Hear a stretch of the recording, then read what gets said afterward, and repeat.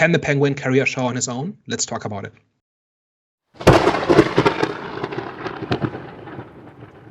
Hello, everyone. Welcome back. We are back. The Eye of the Storm podcast. Before we get into the main discussion, you already know what time it is. Movie recommendations. What was the best recent thing you saw recently? I watched a movie called 1992, and it's essentially set in the backdrop of the Rodney King beating that he got from the police and kind of like all the riots that came with it as well. But it essentially follows this father and son whose boy's like mother and like grandma's like died in some type of accident or whatever. So like they've just come together for the first time.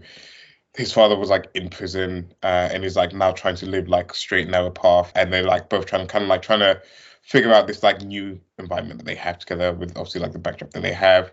And then on the flip side, and they're both like small significance for that. And then on the flip side, you have like this white family, this like white father and his son, who are kind of like burglars, and they're trying to do this heist where sort of this father lives with his son essentially. And the movie kind of like follows that and like the outcome of that. The Rodney King stuff and like the police brutality doesn't really play into the story at all. It's just backdrop and just kind of like an excuse for some of what happens, some of the action, some of the character takes, but it doesn't really have any real significance. So the idea of putting it in there kind of confused me a little bit. I thought it was kind of like described as like a crime thriller.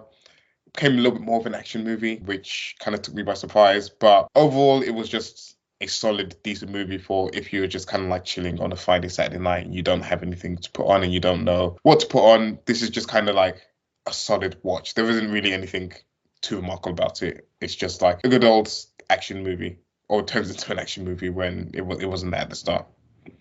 I actually watched from season 3, episode 1. So I've seen season 1 and 2 when they pretty much came out. And it's been a very good series. It kind of reminds me of The Walking Dead. So for people who don't know what From is, pretty much people get stuck in a town, well, a mysterious town where you can pretty much never leave. So that's pretty much the mystery behind it. And obviously there's like monsters in that town where you can't leave at nighttime. You have to be patient with the series because it's got like, in terms of like the pace, is like Fear the Walking Dead. So it's definitely like a slow builder in each episode. But I'd say overall it's definitely an enjoying journey so far. So if you haven't seen From and you want something similar to like Fear the Walking Dead or The Walking Dead, I'd say From is definitely a good alternative. But they're not zombies. There's some other kind of monster. Yeah, they're not zombies. They're literally just a different type of monster. The way that they present themselves first is human, and they're like innocent type of human. Like especially like they lead with the elderly as well. Where like imagine me coming up to you and it's nighttime. Like they always walk, by the way. Like come over here, let me show you something, and then they'll just turn into monsters and just eat you up. So it's very they're like the monsters. They're real cool. My best thing I watched last week was The Goldbergs, which is a 2013 sitcom. It's kind of this quasi-autobiographical story about this guy who grew up as a nerdy kid in Pennsylvania in the 80s. And because he's always been into movies, he grew up always recording his family and his antics. And those recordings essentially are the basis of the plots of the different sitcom episodes. So it's basically basically every episode is based on something or a couple of things that actually happened in this guy's childhood in the 80s. And that gives us a certain authenticity, but at the same time, it's also very stylized. So everybody is constantly overacting and very dramatic, but it's kind of grounded in this authenticity of showing kind of life in the 80s for that family essentially. And it's very funny and it's very entertaining. I've seen the first 4 seasons of this, so I don't know if it holds up the entire time, but the early seasons definitely are very good. So The Penguin is a mini-series that picks up from the events of The Batman from 2022. So following the schemes of the Riddler in that movie, Gotham is flooded and there's a power vacuum in the organized crime of Gotham. And the story follows the Penguin, who is kind of a senior lieutenant for one of the crime families. And the story essentially follows how he navigates that and basically tries to survive and thrive in the Gotham underworld, essentially. And in the pilot specifically, he ends up killing, like in the very first few minutes, he ends up killing sort of the new rising star in the Falconi crime family. And then he kind of needs to cover that up and try to figure out how to survive in that new status quo as kind of the dust settles and like the new power structure of Gotham emerges. So we're talking specifically about the pilot because that's what's out at the moment. What did you guys think about the first episode of The Penguin? This is fantastic. This is just a continuation from a brilliant Batman movie that we got from Matt Reeves. The Penguin was a great character in that he was like hilarious anytime he was on screen. Anytime he was kind of like talking, expressing himself, or whatever like that. It was just always like entertaining, and he just like carries that on in the series. And like, even if he's like not intentionally trying to be funny in this, it's just like his like mannerisms and the way he's like saying stuff. It's just like hilarious in this. And I think some of the questions people would have is like, did this warrant sort of being a series or a spin-off from sort of the original movie? And I think yes, like this is clearly a great character that sort of resonated with a lot of people in the sort of original film.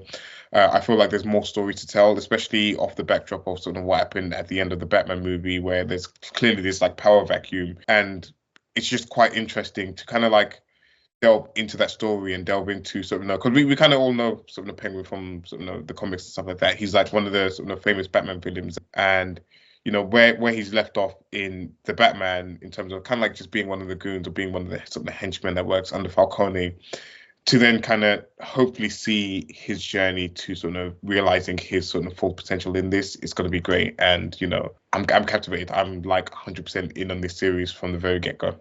I'm enjoying where the story is going. So I definitely, I'm enjoying that storyline. It seems like it's going to be a roller coaster of a journey. And I liked how they show glimpses of his brilliance and his leadership, because that's where he's aiming to be. But at the same time, they don't see him as a serious threat. They don't really see him as a serious guy. I just liked how they incorporated two aspects into one character. I enjoy it. I enjoyed the first episode, and I'm intrigued to see how it's going to end and how it's just going to pan out. Can I add one more thing before you go, Daniel? What I really enjoyed in this as well was the unpredictability of it, in terms of things were happening and I could never predict what was going to happen or like the outcome of it, or like, this person is meeting up with this person, and like kind of like the strategy and the kind of like scene behind it. You kind of just didn't really know what was happening until it fully played out towards the end of this episode, and you're like, oh, okay, this was like brilliance. This was like genius from what he was doing essentially. So that's another aspect that I did like, was being taken by surprise in this. Yeah, I agree that I think this is excellent. It's like the acting, the writing, the drama, everything, the way the plot unfolds, the way characters are characterized.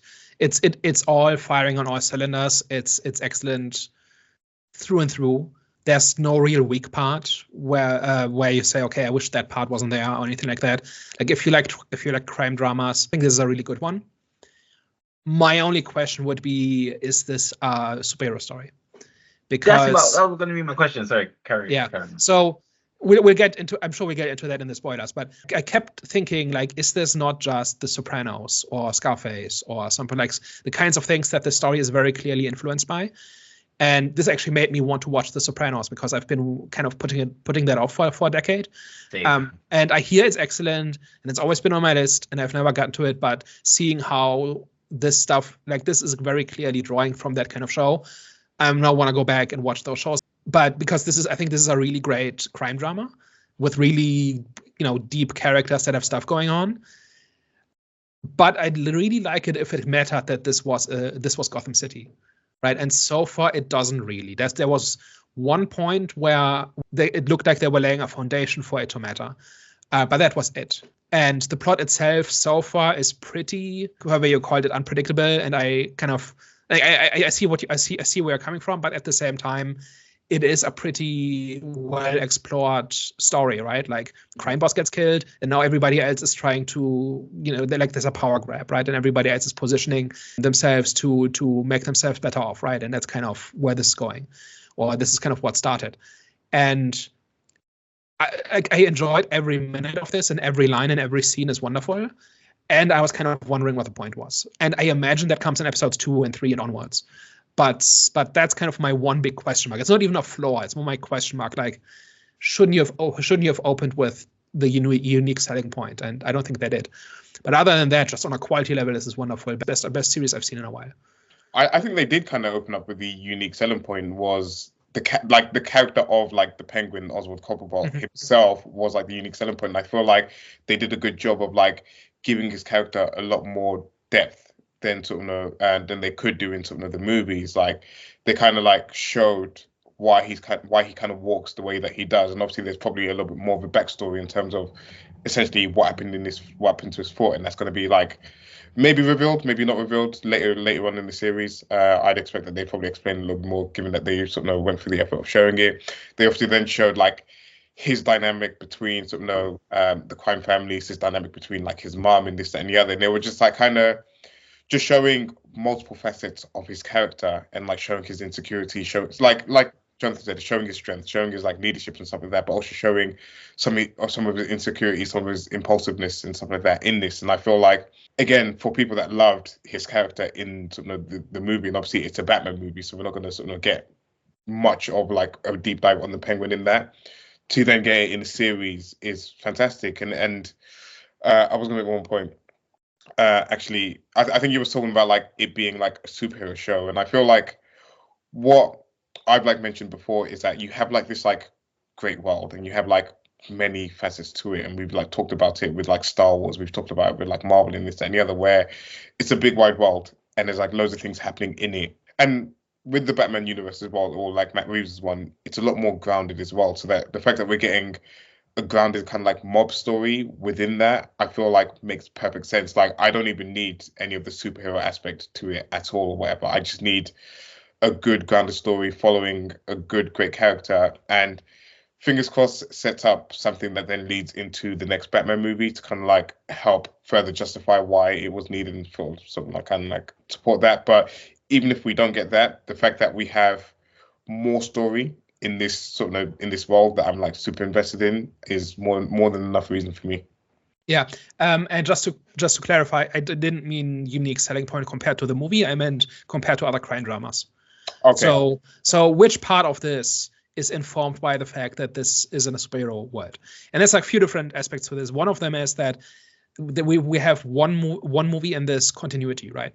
Mm-hmm. And that movie was very light on fantastical elements. Like I think some of the things the Riddler did, some of the tech was a bit heightened, but other than that, it's also a crime drama, right?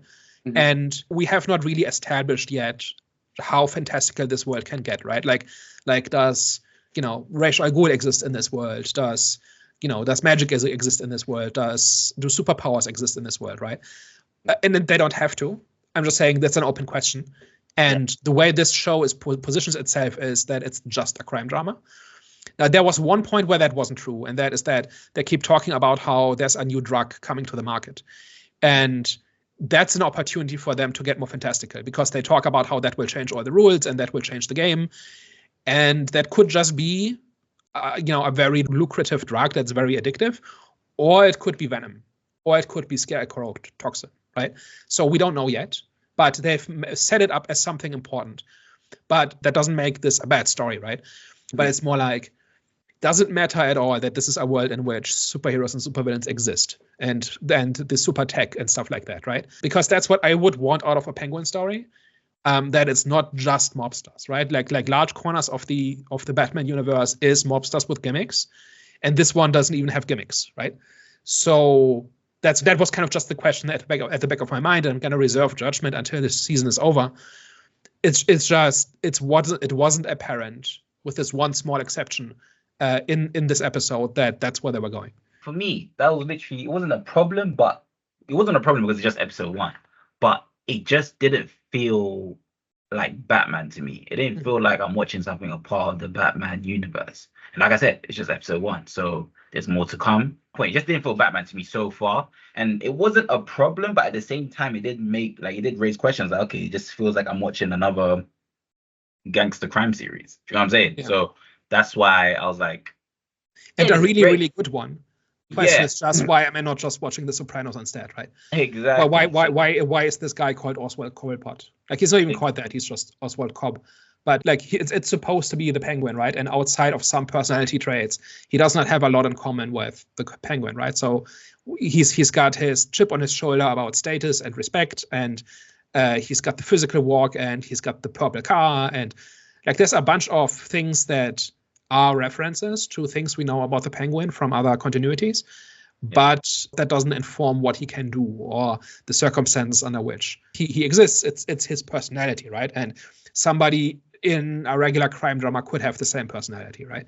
So again, not a problem exactly, but if the entire season is like that, then I'm gonna be a bit disappointed. Yeah. Do you feel like they could have given all of that in the first episode?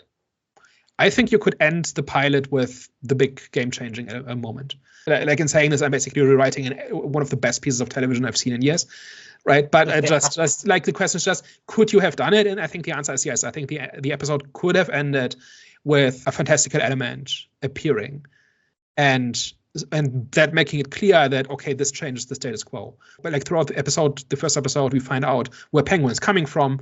And by the end of the first episode, we know where he's going. Like, it's possible. They could have done it, and they chose not to. I'm just wondering if they will. It's just my thing.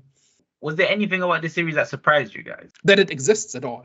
Like, this is surprisingly good. And like, I watched the episode twice, and like, it's just like every scene is great on its own. It builds on what came before. It's like the dialogue hits every time. The characters are interesting for the most part, and nothing, like nobody sticks out as being especially bad. This is just like, if this was any other thing, if it didn't have the DC names on it, I would say this is a wonderful drama. I don't think I was surprised about how good it was going to be. Like, there's just like several key indicators that this was always going to be good. Like, one, that it was like produced by HBO, for example, and usually they produce like great television.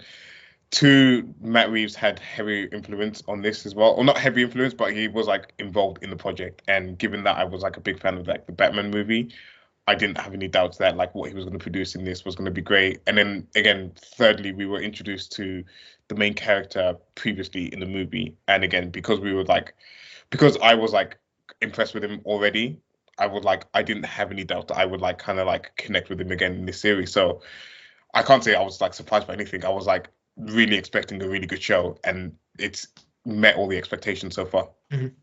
Yeah, I think I'm just really used to very decompressed storytelling where it takes forever to get anywhere, and this hits the ground running from the first scene, right? And doesn't stop. And I think that is the part that surprised me, because I think that style of storytelling, I think, kind of fell out of favor in the last decade. And I'm glad it's seemingly back, or at least in this one case. How do you guys think about the unlikely relationship duo between Vic and Oz? I like Vic. He hasn't done much interesting yet, right? But that's kind of the point, that he's slowly growing into this world, right? And I think by the end of the season, he's going to be a very different character. And I think I generally liked him. Like, he was smart, he was cautious, he thought quick on his feet, and he kind of has this, like his relationship with the Penguin, I think, is wonderful. The way they're slowly building a bond, and they're slowly beginning to trust each other, and by the end of it, they are partners in a way. I think that really drove the episode, and I think it brings out interesting things in the Penguin. And it kind of gives us something like an inroads into this world, right? Where kind of we need to balance out the hard-boiled criminals with this kid that's kind of just trying to survive. And I imagine will eventually, like as he said in this episode, he has ambitions, right? And if given half a chance, I think he will grow to reach other heights. And I'm really curious what they do with him, because I don't think he will just stay the assistant the entire time. I think you summed that up you summed that up pretty well, to be honest. Like, not much to add to that. It was an unlikely duo, which was interesting. Yeah, and I do think there are reasons for this, right? So, Penguin sees a little bit of himself in Vic, right? In part because of the stammer, and in part just because he's just a kid trying to make it, who has not gotten any breaks, and so who just needs a chance to prove himself. And then there's also this whole theme of that Penguin is very, very loyal. There's this very clear distinction between who is on Penguin's team and the rest of the world, right? And Penguin treats people on either side of that divide very differently. and that I think that drives the entire episode and how he interacts with everybody. That I thought was really interesting and actually really believable. So in a lot of fiction, organized crime is portrayed as just being brutal and cruel and greedy and awful just for the sake of it, when actually it often is it behaves like an extended family, right? Where anybody who is on the inside gets treated with a kind of respect and compassion, and everybody else is the enemy, right? That kind of thing. And that was very clearly on display in this, especially in Penguin's organization, right? And that's how he treats Vic as well. That is in real contrast to the more business-like crime families who he works for, right? So I think this whole idea of family, both literal and practical, I think was really strong in this episode. Yeah. So would you guys be satisfied with how they're presenting this storyline? As in like if they just kept to it and they don't pretty much add the superhero aspect into anything? I'm very much okay with that, because again, I don't think that the Batman world or the current like Matt Reeves one is meant to be like super fantastical. I don't anticipate that we're going to be getting like the Mr. Freezes or like the Ra's al. We might get Mr. Freeze in the next one because of the blue theme that they're kind of like teasing, but I don't think we're going to be getting like the Ra's al Ghul or any of like the kind of like supernatural elements that sort of that comes with Batman in some of the sort of comics and stuff like that. So I'm quite okay with it being just like this kind of like grounded, like gritty, like kind of like mob story. And I know that we've gotten like many of it before, but if this is just like one that is like a gold standard for what they should be, then to me there's nothing wrong with that. And I don't think I personally need anything more than that. I just think it's a wasted opportunity a little bit if you don't make it meta at all, right? Like if we kind of had this with the Nolan Batman movies, right, where you start off with the organized crime and then you get people like the Joker who are basically just psychopaths with a gimmick. And then by the end, you have Bane trying to kind of destroy the city with, what was it, a radio emitter or something like that? Like something like that, something along those lines, right? So there's this escalation of sorts. And we've had that in the superhero genre a little bit, where often at the start of a continuity, the mobsters basically exist to be displaced by the villains.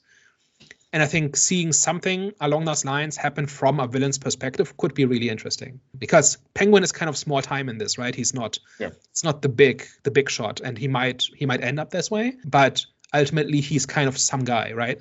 And it kind of makes sense that he flies under Batman's radar, and that he kind of just like his day-to-day operations are not really impacted, or don't really make him a target of Batman.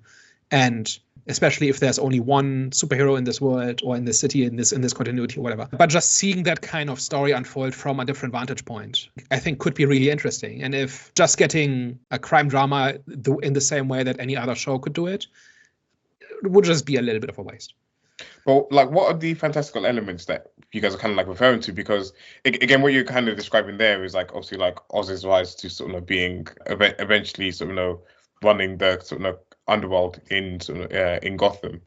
But what are the like fantastical elements that you're kind of like trying to get from it? So there's different opportunities, right? So one of them would be Penguin adapting to this arms race, right? And him changing his methods and how he does business. And then having to choose, okay, which parts do I preserve and which parts do I update to this new world, and what's actually the best strategy and stuff like that. Like him going toe to toe with, I don't know, someone with superpowers and having to outsmart them because he can't protect them in a fight, for instance, could be interesting. Or smuggling alien tech or magical artifacts or something, right? Or maybe he has to deal with somebody who he can't kill because they have a magical artifact that resurrects them. How do you deal with an enemy that you can't kill, right? And now Penguin has to come up with some other way of dealing with them, right? So something like that, right? So there's just many, like, I'm not saying it has to be this, but there are many opportunities to make this stuff matter in ways that don't involve capes and tights and fights on rooftops and stuff like that, but that kind of deal with these kinds of things kind of creeping into the world of organized crime in which Penguin is at home. Just off the top of my head, just stuff you could do. No, fair. I think the biggest question I had out of this was, how do you get this Penguin to kind of face off against Batman, because at present it doesn't seem like it'd be even like any type of fight at all. It seemed like Batman would kind of like swoop in and it kind of like have him wrapped up. And obviously you had like the chase scene in some of the original Batman movie in the Batman movie that came previously, and again he was like kind of like easily defeated. So my like only which one are you talking about? Like from the Batman? From the Batman, the Patterson one, Yeah, they had okay. the chase scene, and obviously like that was actually a great chase scene, and then sort of kind of like everything that came from it when you like captured him or whatever, and they had like the whole like interactions and stuff. But it's more, how can he like my like question from this is like, how does he like end up being a significant threat to Batman himself? Because it wouldn't be fun that if he's just like head of the mob boss, but Batman can quite easily like kind of go against him and sort of capture him or whatever. Not really that interesting. How can he be? Yeah. How can he present a genuine threat? Is my sort of kind of question. I think the way it would be interesting would be if he doesn't fight Batman, but he lives in a world in which Batman is a factor, and so he has to adapt to that, and he has to kind of pick his strategies accordingly to avoid having to fight Batman. Because if he does, he loses. Yeah. I think that's the way you do that. Yeah, and actually they've shown him to be like a good strategist so far in terms of like how he's currently playing off the two sort of families, the Maronis versus the Falconis in this. So they're showing him to be quite intelligent and quite adept to sort of being a little bit manipulative. Both of which are strong enough and resourceful enough that they could crush him at any moment, right? So he's already adapted to a situation in which he has to be smarter and more slippery than everybody else. I think, the flashes of brilliance that we see from him does kind of show me that he could actually become a real threat when it comes to Batman. You're showing you're showing flashes of brilliance when it comes to his strategy play, right? And also we already saw that he's a great driver. Like there was times like, oh crap, like this guy's like a Formula One driver. And obviously you see that in Batman too. So, and you see leadership qualities as well. So I feel like a mixture of that. Like for example, like Joker, right? I'm not saying he's similar to the Joker, but the Joker's still a man. But what made the Joker so dangerous was he was like a crazy type of, like he had different type of elements to him. So he was crazy, he was fearless, he was a strategist as well. Do you know what I'm saying? So I think that's kind of like he could approach it if they were to build up the Penguin to be like Batman's nemesis, for example. They could kind of like build him up to be not the Joker, but have the Joker approach where he doesn't really need to go head on with him when it comes to like physical strength or anything like that, but he could just pretty much defeat the Batman through strategy play. Yeah, and ultimately Batman is a guy with gadgets and body armor, right? Yeah. Who knows martial arts. And if you have like a showdown between Batman and Penguin, which I don't think there will be, I don't think they will get Robert Pattinson. I don't think that's where they will go with this show. I think the approach that they could do with the Penguin is when the Penguin kind of mimics what he did to Sophia, as in he took away her brother, right? Yeah, I don't think Batman is going to be a big factor in this. I think he would be more interesting if he actually is that urban legend that he often is in a lot of continuities. And I don't remember. I think he's not terribly well known in the Batman, right? Like he's not terribly well established as a public figure. So just having him be this shadowy presence that could descend on anybody at any moment, and people are kind of trying to survive in that situation, could be just interesting. But I think the story is going to be about Penguin against the crime families and possibly rivals that emerge that kind of try to make a play for power. I think ultimately that's what that comes down to. Yeah, I like just kind of like make clear, I wasn't expecting the Batman to be in this, but I was more expecting. I was talking about in the context of the movie. Sorry. Yeah, I was like more expecting the Penguin to be in the next Batman movie. Yeah, maybe. He kind of like lives into this, and he may not be the main villain, but I kind of expect him to be a bit more of an antagonist, kind of following on from this essentially. So that's kind of how I was like, kind of framing that question. What I could imagine is if this season creates a new status quo for Penguin, and then Penguin appears with that status quo in the next movie, but is not the villain. So I don't know if he's like a big crime boss, then he might appear as a crime boss in the next one, and you don't need to have seen the show to kind of accept that, yeah, Penguin has worked his way up through the ranks in that time. Or like in some continuities, he becomes mayor of Gotham. And if they do that, then he might appear as the mayor of Gotham, and it's not really explained how that happened in the movies. But if you watch the show, you get those details. But yeah, I think this is not going to I think they're smart enough that you don't have to watch the show in order to understand the next Batman movie, because that's how Disney killed their franchise, right? Sure. That's a mistake that Disney made with the MCU, and I think they're smart. Like the people making this are smart enough to not do the same mistake, where if you can go from the movies to the Penguin show, but you don't have to see both to understand the next Batman movie. I would be very surprised if that's how they structured it.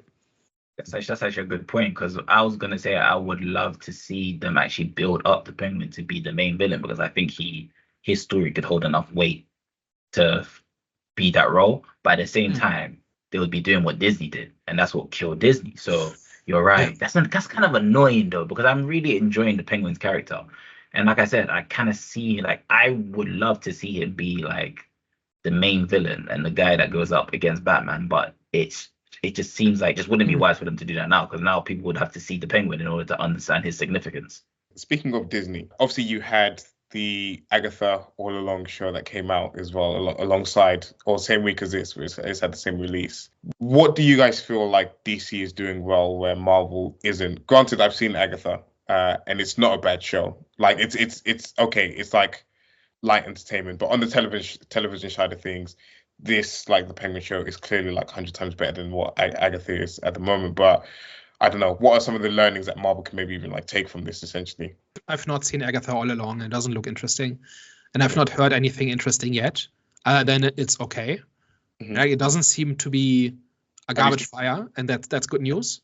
But I've also not heard anything where I say, oh, I want to check that out now. The fact that it's not a garbage fire being a win for it kind of like says a lot about sort of the state of sort of like Marvel TV in itself. But yeah, I don't know. For me, it seems like what DC have done well is that they've actually brought in the right people to actually like create a show, because it's one thing creating a TV show and there's one thing creating a movie. And I feel like what Marvel or that side of things were doing for a very long time was just creating essentially these like kind of like long movies and just like shortening them into like these like 6 half-an-hour episodes, which was the wrong approach. Whereas I feel like with like the Penguin, it's that they've actually gone to like the right creatives for this. They've got like the right showrunners in for this. They've got the right writers in this to actually like make it a proper like episodic experience for for the viewers, and are telling a story that fits within sort of the TV kind of like landscape of things. So it was just like, for me, it was just kind of like interesting comparing the two in terms of like Agatha. It was like cool, you kind of had like fun with it, but this seems like it's more serious, and this can be compared to some of the like better or greatest TV shows that have kind of come out. And I feel like that's where the approach is kind of like different, in terms of like DC are actually like serious about what they're doing, and Marvel are just kind of like churning out product for the sake of churning out product, which is frustrating. But I think the issue mainly for me is because Marvel make content that's universally accessible to everyone, whereas DC, they make, well, from the content I've seen of DC, is more for a mature audience. So they have more freedom to they have more freedom with their storylines, whereas Marvel, there's restrictions. That's literally, I think that's what the main problem is. You say that. The Agatha All Along show, I mean, the kind of core sort of cast of it and like sort of the characters within it are very divisive in the sense that you kind of got like this like gay characters, you got like a lot of like female characters in this as well. So it feels like they're kind of like pivoting and like trying to like bring in like new audiences through this particular show. I was going to say, do you think the MCU has been struggling because they have a gay character? I don't think they're struggling because they have a gay character or they don't have a gay character. I feel like they're struggling because they're not telling great stories. I don't feel like they're telling some, compelling stories. I don't feel like the quality of the stuff they're putting out is good. The fact that they have a gay character or not, that's more for like social media, and that's more for like people online that like do their politics online or whatever. Yeah. It doesn't speak to the quality of a show at all. That's kind of what I was getting at. That is clearly not why, right? And this one had 2 trans women in a scene, and Penguin treated them well, right? Like they were friends, right? It was a very brief appearance, right? But it's not like this show simply does not have characters like that at all, right? It clearly does. It also has strong female characters in the form of Sophia Falcone, for instance, who everybody I've seen loves. For some reason, a strong female character is not a problem if it's Sophia Falcone, right? Who else do we have? Victor, right? Who else? Just going down a list here. But the difference, like the difference, I would say, is that these are just like sprinklings within the show. Like not. Yep. And when I say sprinklings, I don't mean that they're like whatever. But the purpose of the show isn't about these like particular like characters and like that. Whereas I feel like you can kind of get a little bit like I feel like Marvel are a little bit too strong in terms of like highlighting it, whereas like in this particular show I didn't even know there were two trans characters in this. Like it just kind of came and went, and it's like when he goes to visit the prostitute for his alibi, he passes by two other prostitutes and they appear to be trans women, and he kind of compliments them on how good they look or something. Nobody cares, right? Like, and I've also seen anybody talk about how like woke DC is for doing this, right? I think the difference is that DC doesn't go around, at least in this instance, doesn't go around saying, "Look at us, how great we are for doing this." They just do it, and they lead with the story and the characters. And then when you do that, then almost nobody has a problem with this. I'm sure you can find a corner of the internet where you have people complaining about this, but like the overall discourse is not that. And that's because if you're there for a story and for good characters, you get that, and everything else is secondary. Yeah, and then I think just to kind of conclude this, and we can kind of like move on from this, is that's where the key difference is. I feel like DC are leading with story and character, and I don't feel like that's the top of like Marvel's list at the moment. I feel like Marvel are trying to like bring in new audiences into sort of the brand, and I feel like they're kind of like missing the point a little bit. In terms of like people come in because of the good stories and because of the good characters. They don't come in because they see themselves represented on the screen, is kind of my last point on that. There's this old joke about how DC and Marvel can never be good at the same thing at the same time. Okay. And so when the MCU was going strong, the DCU was struggling. And now that the MCU is struggling, there's some oxygen for the Batman. So for some reason, that still seems to continue to be true. But I was kind of struggling to answer your question initially because it kind of comes down to this is a well-written story, and you just need to hire good writers and tell a good story, and then people will come. And that's kind of a head-wavy answer that is not really helpful.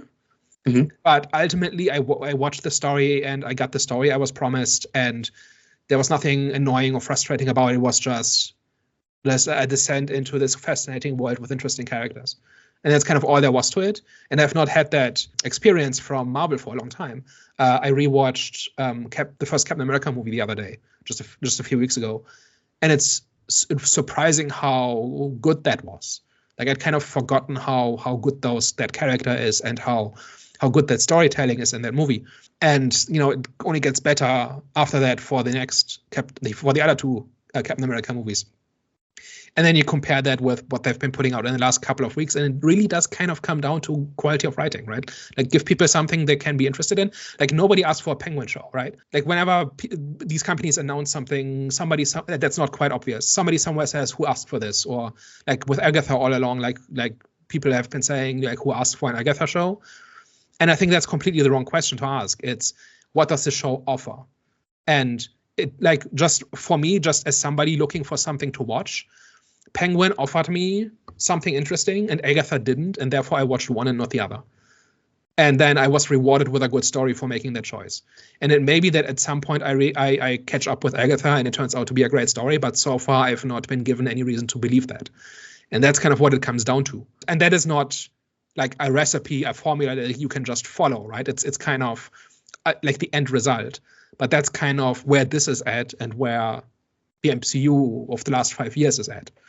So what was your highlight moment? There wasn't really, I don't think, one that really stood out, but every time Penguin interacted with people he has power over, right? So the people in his organization or with Vic, there was a method to his violence and to the way he behaved. And it wasn't simply he's a bad guy, right? There's a theory behind what he's doing and why, and who he is kind to and who he is cruel to. And I think the opening scene where he talks to Alberto, I think that's a great dialogue and it's very tense, and you have this chess game between the two characters kind of trying to scope each other out. And then something similar happens when he has dinner with Sophia or lunch or something. It seems to happen in the morning, but somehow they're having dinner. I'm not sure what happened there, but like when they're in the restaurant and he's kind of like, she's kind of playing with him and he's trying to figure out what she knows. And we start to get the first real glimpse into who she is. Like that was great too. But one, like the scene where I really perked up was when he comes, like when he's disposed of the body, and he's gone home for a change of clothes, and then he goes into his organization. And within 2 minutes, somebody comes to him and, hey, one of your guys has been ambushed and they took his product. And he does not punish the henchman. He cares for him. He says, make sure he gets medical attention. And he is interested in hearing what happened, and make sure that somebody avenges this guy, because he's one of ours. And if you're one of us, we go after you. And all his henchmen knew what the game was, right? Like none of them were like cartoonish mustache twirling. Now, nobody twirled a mustache in the scene, right? They were just business people. Right, like there was this one guy who gives this update on how much product they've recovered from the flood, and he's kind of told, yeah, just sell the tainted stuff to the druggies, it's fine. And he says, okay, will do, boss. Right, so within this like 2 or 3 minutes, we get a very interesting view into how Cobblepot runs things. Right, and it's not a family exactly, but it's like if you're on his team, he will look out for you and he will expect the same from you. Right, and then in the next scene, he gets called to the Falconis. And he is essentially called into the boardroom, and some executive tells him he's fired because his services are no longer needed. And it's a completely different dynamic, right? It's no longer a family to any extent that Cobblepot's operation was. This is now a business. And like in any business, you will get paid for your services. And then when you're no longer needed, you're out on the street, right? And nobody cares about you after that. So like this whole sequence of showing the different ways the different organizations are run and how they're an expression of who the bosses are. Like he doesn't even talk to the boss, right? When he gets fired, he has to deal with 2 middlemen, right?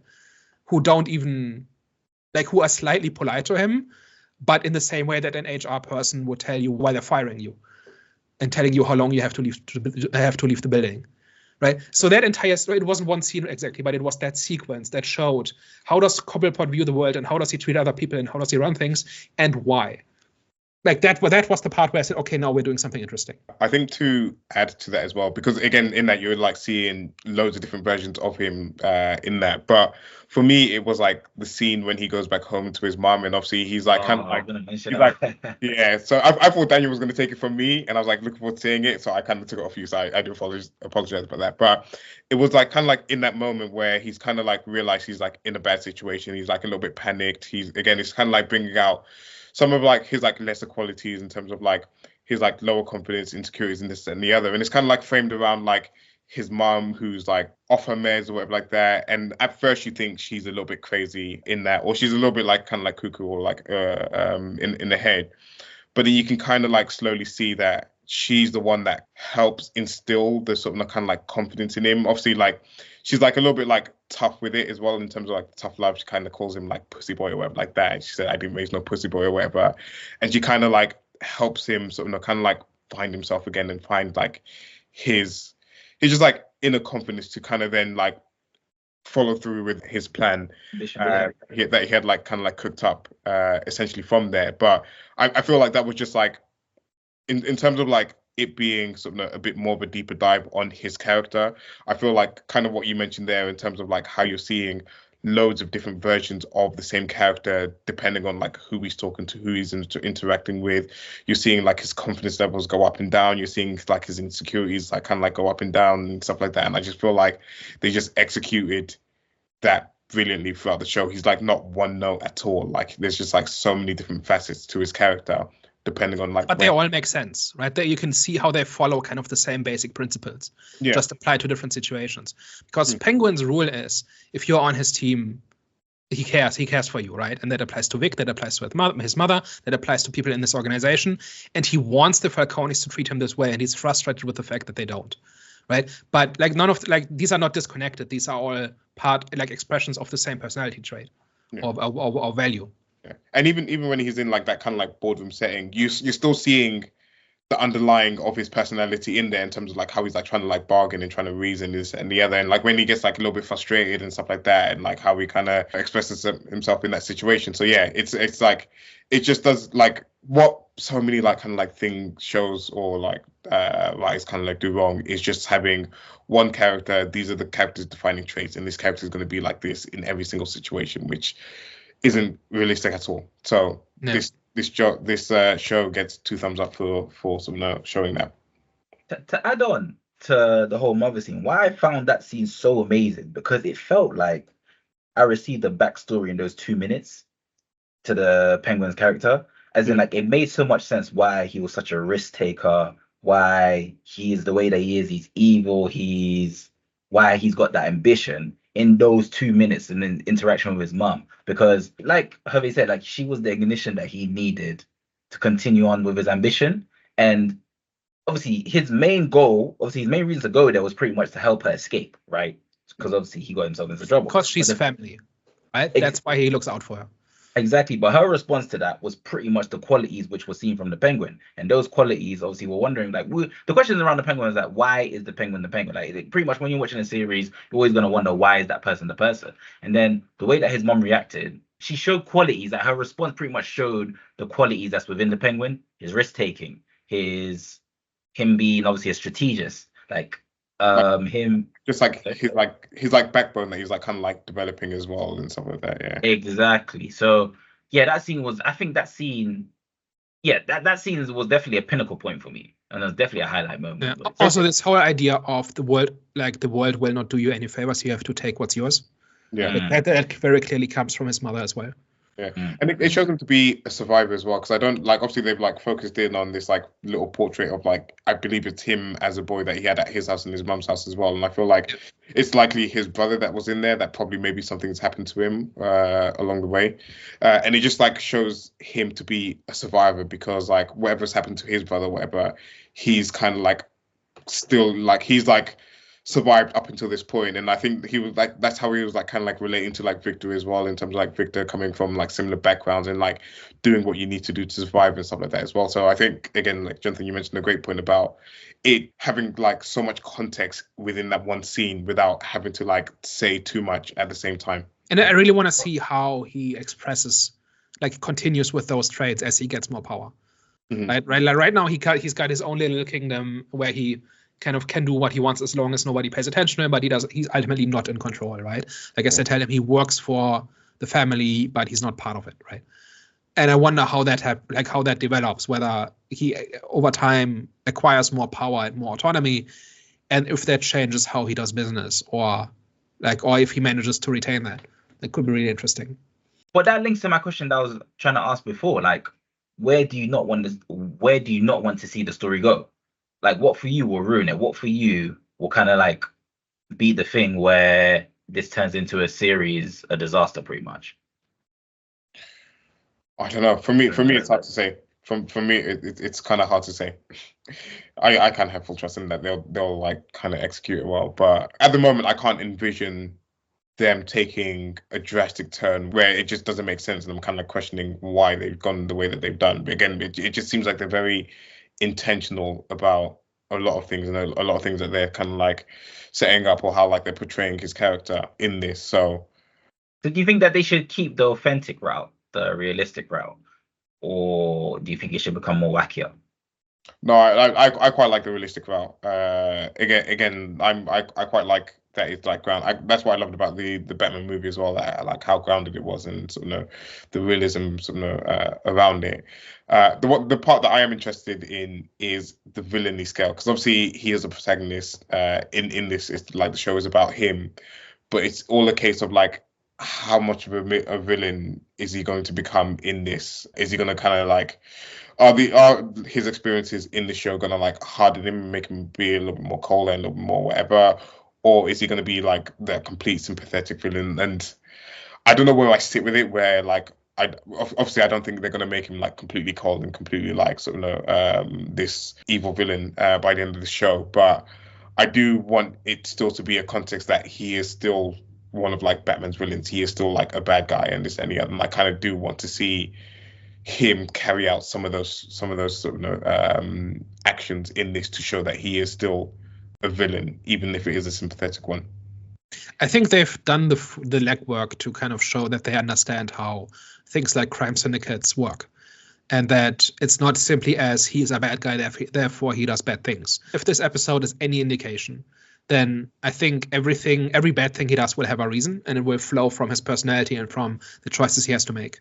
Yeah. And if they keep that up throughout the season, then we could have something really, really incredible on our hands. One thing I don't want them to do, and I said this earlier, is to not have any fantastical element whatsoever in this, right? If everybody is just a guy in a suit, with a New Jersey accent, then that I think that's a wasted opportunity.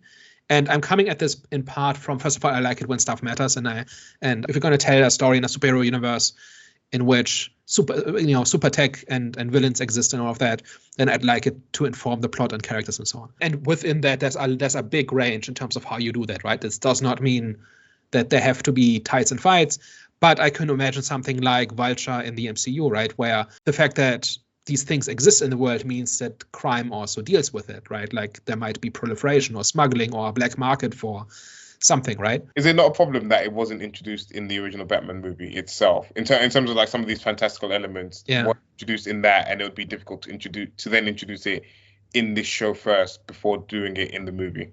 I think there's room. I think they can take it to that place if they do it slowly. Like there have been Batman stories where technology is a bit more heightened than what it does in the real world. I can imagine stories like that happening in this one. I think it absolutely can, and there have been rumors about Mr. Freeze, and there have been rumors about Clayface, and I think all of these things can happen and I think they have an idea for how to do it in the same way that Nolan had an idea for what to do with Scarecrow and Ra's al Ghul. It will just be different, and hopefully it will be a different take than the Nolan-verse, right? But I think it's doable. But it doesn't have to mean that we have people in masks, right? It could also just mean that, like, if that wonder drug that's coming onto the market is like Venom or something, then that by itself impacts the story in a way that if it was something else, like a real drug that really exists, that would already impact the story in a way that matters. And that's kind of what I'm asking for, right? I'm not saying it has to be like a 4-color superhero cartoon, right? There's a big range of ways in which you can do that. And I'm coming at this in part from like following the Nolan movies. There was like a decade of specifically DC storytelling where people try to make superhero movies, specifically the Batman corner, as grounded as possible. And I'm talking about things like early Arrow or Titans, or there were a bunch of others too, where the fantastical element was just code names essentially. But other than that, they were just regular criminals, maybe with some kind of eccentricity, but that was it. And other than that, and that was the extent of the fantastical element. And I hope they don't do this, especially like these shows specifically would take like 5-6 seasons to really ramp up to something more fantastical, and I hope they don't do this. The pilot doesn't really show an indication that that's what they're going to do, and I'm gonna be open to whatever it is they're trying to sell me. If it's just The Sopranos, I don't know that's really living up to its potential. I'm curious as to how they explore Arkham, because clearly, like Sophia's come from there.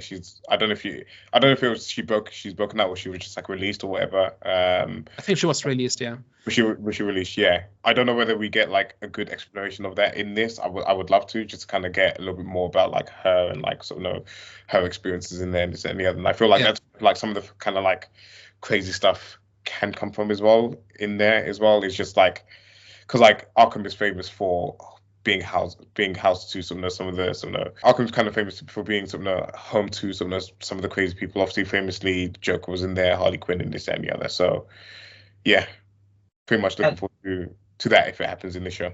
I was gonna add as well to that. I love that the investigation come from her perspective rather than the police. It just adds more stakes to it. But question: do you guys think? Do you see longevity in this series? Should there be longevity? As in, should it just be like pretty much a closed series where the story ends here after season 1, or do you see actually becoming? I think they should tell the story that they have in mind, right? And if that's 8 episodes and then that's the story they had to tell, great. Then fine, and then maybe tell a different one. But they should not just drag this out to 10 seasons. They should tell the story that they have in mind, and if that bridges kind of the Batman 1 and Batman 2, then that's great. And if they really have like an overarching master plan for what to do with this world and where to take it, then I think this series is a good opportunity to kind of explore stuff that kind of flashes out stuff that happens in the movies. And within that space, Penguin goes on a journey that's interesting and rewarding and satisfying. I think that's kind of what I would want out of this. And don't drag it out just because it gets good ratings. If this continues to get good ratings, use it as a leverage to tell the next story and then the next story, right? As opposed to dragging this out for as long as possible. Well, do you think that they're entering dangerous territory though? Like if this does turn out to be like an iconic series, because if it does and we see him in Batman, surely they're gonna have to incorporate some of the stuff that we saw in the series, which people loved, into the movie. And if they're doing that, then that means they're pretty much doing what Disney done. Depends on how they do it. Like if they just show him, like if this season is about him becoming a crime lord, and then he is a crime lord in the next movie, you don't need to have seen the entire thing. Yeah. And you can like wrap up for this. You actually don't even have to have seen the Batman to even be able to watch this. They literally wrapped up the events of like the first movie very, very well in like the first like minute or so of the show, and you kind of understood what had happened before, what the situation was, and then the story kind of like moves forward from there. So I feel like a short summary in the Batman movie can quite easily like wrap up what's happened in here, or like, and granted, he's not even probably going to be the main villain of the next one, so I don't feel it's like as important to like really delve into what's happened. It's just like a quick summary or quick like line just to like explain his situation, even if it's like the Batman like just summarizing his like rise or something like that. Like it doesn't need to be much. Yeah, and I think they've kind of at least convinced me that they have a plan, and it remains to be seen whether they can execute that plan and whether it's a good one. But I think they have one. I don't think they're just making content. I think they actually sat down and figured out, okay, what story do you want to tell? Do we want to tell with this? What can we tell? And like, what's an interesting direction to take this into?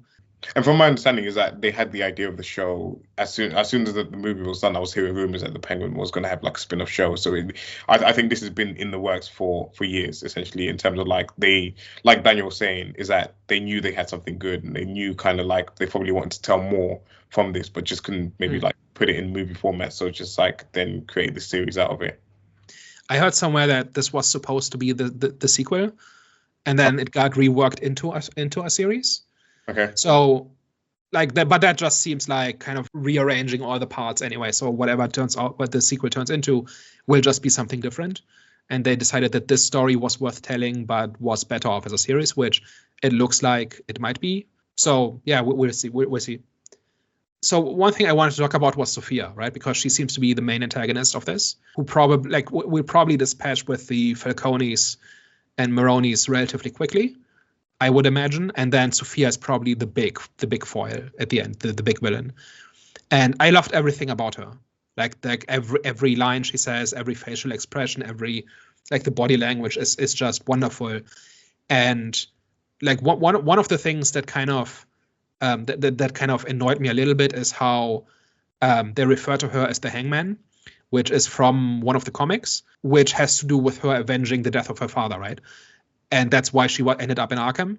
That smacked a little bit of this post-Nolan syndrome of, we're going to use the names from the comics, but ultimately it's just a criminal, like just a mobster. But the more she was on screen, the more I had the impression that actually there's really something going on here. Like the best Batman villains are the ones with a really messed up and complex psychology. And I think she really, like this started to slowly bubble to the surface every time she spoke. Right, like that scene in the restaurant where she's kind of sparring with Oswald. There's just deranged madness coming through, and when she later on captures him and interrogates him, like she's just completely unhinged. And this whole thing about how basically she's been beaten down in Arkham and now she's taking revenge on the world. That's kind of seems to be her primary occupation, other than avenging her father and her brother. So she's kind of a mirror of him in a way that she really cares about family, but she expresses it completely differently. So I think like what did you think of her? I was gonna say what actually makes it better between them two is that Oz is obviously part of the reason of her madness as well, which even makes the stakes even higher. Obviously, because he's the one that reported her, right? That got her sent to wherever that she went to. I think something like that. I think he was in some kind of sting operation or something. But he's to blame for her spending time in Arkham. Yeah. So, and it also feels like with her character, even though she's trying to prove to herself and to obviously her family that he's responsible for her brother's death, it's like she doesn't want to at the same time. So it kind of makes me curious about their history. I don't know. I just kind of get that feeling because like, even the scene where she killed the boy, Vic's friend. So in that scene, I would have killed Oz in that moment because I don't know because when she did that, it was like, okay, so either she's just barking mad because she is barking mad, but at the same time, there has to be something. Like there has to be something. It's like she doesn't want it to be Oz that killed her brother in that scene. The way that she just said, "Oh, you're the reason why."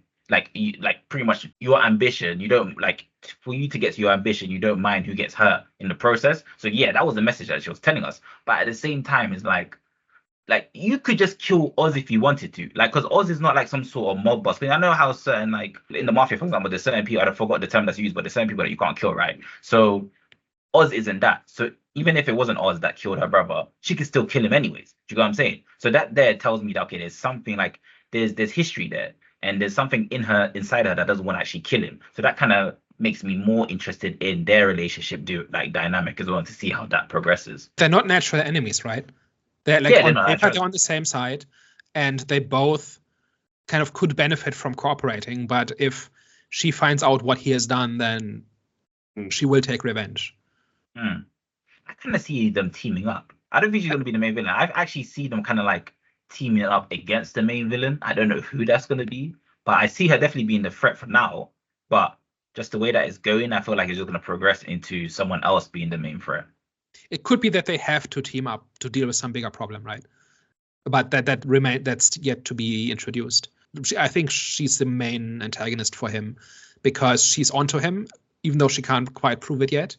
Or like for now, she's distracted, right? Because of that maneuver Vic pulled at the end. But I think she kind of is mistrustful of him enough that she'll keep an eye on him and eventually she'll have another reason to go after him. But in terms of her character, I think she's great. And I think she's the perfect actor to play that role. And I say that is because I think she's mainly known for her eyes, right? And her eyes are very telling, especially in this. The way that she uses her eyes in this series is like, it speaks so much. That is the character's selling point, and she does a really good job at just showing crazy, but at the same time showing that there's still more to her character that we're yet to see, and is going to be sinister, I believe. And even at the end, the look that she did with her eyes as well when she saw her brother, of course, reasonable. She just saw her brother's eyes plucked out and pretty much her brother is dead. But that look there felt menacing. I was like, yo, I thought she cracked before, but now she's definitely cracked. So I wonder, like, how dark she's gonna get.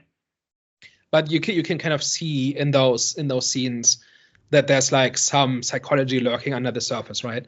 That she's repressed for a long time because she lives in a world where she's not taken seriously and where she's kind of fought just to be noticed at all.